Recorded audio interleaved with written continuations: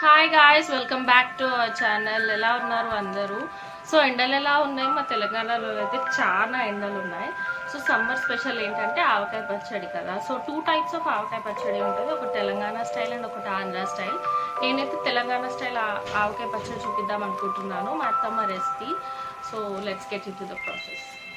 ఇవి 7 kgs మామిడికాయ ముక్కలు, ఒకే చెట్టువి, మా ఇంటి పక్క వాళ్ళు ఇచ్చారు. సో 50 to 60 కాయలు అయితే అవి కట్ చేసిన తర్వాత మాకు 7 kgs అయ్యాయి. జీడి తీసి కంపల్సరీ పక్కన పెట్టుకోవాలి, లేకపోతే చేదు అనేది వస్తుందంట.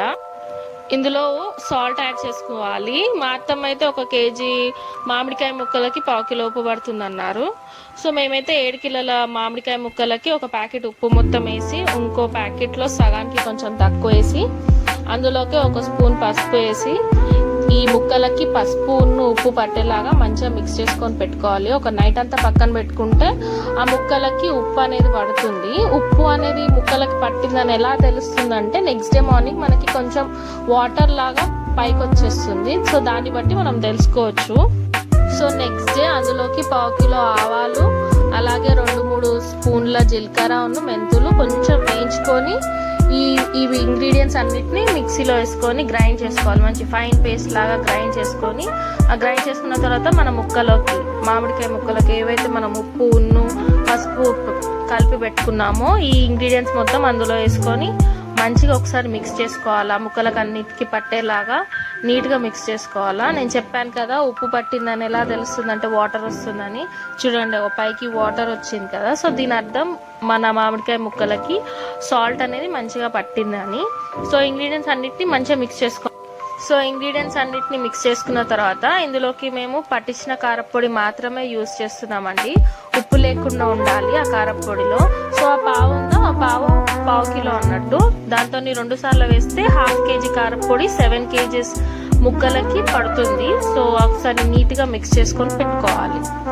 ఆ కారం అంతా ముక్కలకి పట్టేలాగా మిక్స్ చేసుకున్న తర్వాత పోపులకి కావాల్సిన ingredients 2 to 3 table spoons of జీలకర్ర, అలాగే ధనియాలు, 1 స్పూన్ మెంతులు, 2 to 3 టేబుల్ స్పూన్స్ ఆఫ్ ఆవాలు, అలాగే 1/4 కిలో అల్లం వెల్లిపాయ కచ్చా పెచ్చగా దంచి పెట్టుకోవాలండి. మన పోపులకి కావాల్సిన ఇంగ్రీడియంట్స్ ఇవన్నీ. స్టవ్ పైన కొంచెం పెద్ద సైజు బౌలే తీసుకోవాలి, ఎందుకంటే ఆ నూనె కొంచెం వేడయ్యాక పైకి వచ్చేస్తుంది కాబట్టి కొంచెం పెద్ద సైజు తీసుకున్న తర్వాత మేమైతే ఇందులోకి పల్లి నూనె వాడుతున్నాము. 2 ప్యాకెట్స్ పల్లి నూనె తీసుకున్నాం. మీ ఇష్టం, మీరు సన్ఫ్లవర్ ఆయిల్ కూడా వాడచ్చు.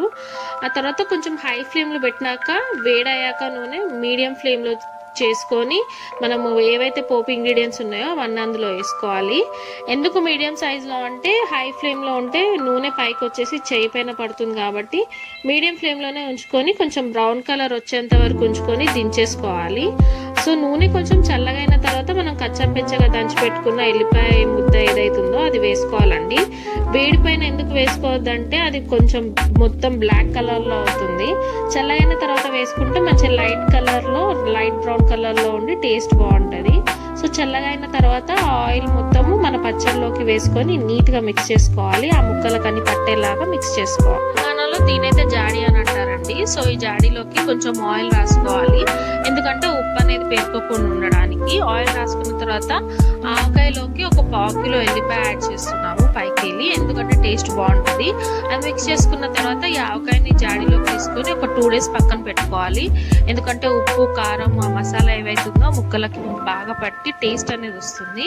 సో మేమైతే ఒక కవర్తో కవర్ చేసి క్లాత్తో కట్టేసాము. ఇంతే సింపుల్గా అయిపోయింది మా ఆవకాయ పచ్చడి తెలంగాణ స్టైల్. నచ్చితే మీరు ట్రై చేయండి. మేమైతే క్లాత్తో కవర్ చేసేసుకొని ఒక 2 days వరకు మా దేవుని ఇంట్లో పక్కన పెట్టేశాము.